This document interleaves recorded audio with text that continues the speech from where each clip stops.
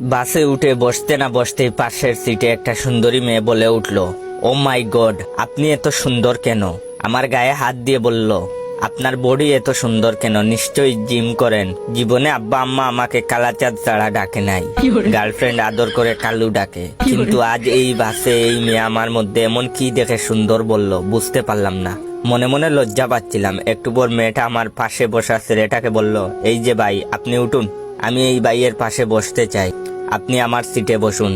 দেখলাম ছেলেটা সুরসুর করে পাশের শাড়ির মেয়েটার সিটে গিয়ে বসলো। মেয়েটা বসলো আমার পাশে। খেয়াল করে দেখলাম মেয়েটা বেশ সুন্দর। কয়েকদিন আগে টিভির বিজ্ঞাপন দেখে একটা ফেস ওয়াশ কিনেছিলাম। বিজ্ঞাপনে বলা ছিল এই ফেস ওয়াশ 4 সপ্তাহ মাঝখানে ত্বক হবে উজ্জ্বল ও চকচকে, কিন্তু 2 সপ্তাহ যে কাজে দিবে এটা ভাবিনি।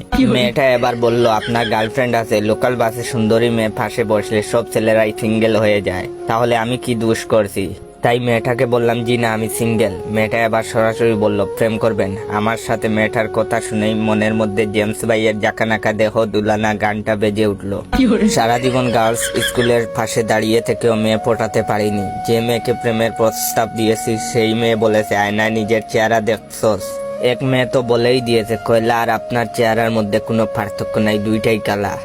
ইস, যদি পাশে বসা সুন্দরী মেয়েটার কথা ভিডিও করে ওদের দেখাতে পারতাম। মেয়েটার উত্তর দিতে যাব, তার মধ্যে আরেকটা মেয়ে পাশে এসে দাঁড়ালো। দাঁড়িয়ে আমার পাশে বসা মেয়েটিকে বলল, বাসে বসা সুন্দর ছেলেদের দেখলেই প্রেম করতে ইচ্ছে করে না? এই ছেলেকে আমার পছন্দ হয়েছে, তুই অন্য কাউকে দেখ। দেখলাম আমার পাশে বসা মেয়েটি উঠে চলে গেলে। এবার যে মেয়েটা এলো সে আরো সুন্দরী দেখতে। আমি তাড়াতাড়ি ফোন বের করে সামনের ক্যামেরায় নিজের চেহারা দেখে নিলাম। সত্যি এটা আমি নাকি অন্য কেউ? নিজেকে রেস্ট্রির সালমান খান মনে হচ্ছিল, শুধু চশমাটা নাই। বাসায় বলে সানগ্লাস ফেলে এসেছি বলে নিজের উপর রাগ হচ্ছিল। এটা ছিল ভিডিওর প্রথম পার্ট। দ্বিতীয় পার্ট দেখতে অবশ্যই আমার